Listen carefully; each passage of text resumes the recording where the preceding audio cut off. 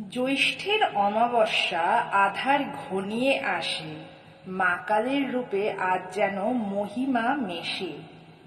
ফলহারিণী নামে মা শক্তি রূপে বিরাজ, শুভ শক্তি জাগে, দূর হয় সব কাজ। মা কালীর চরণে ভক্তের আশা নিবেদন, কর্মফল সমর্পণ মায়ের কাছে দেন।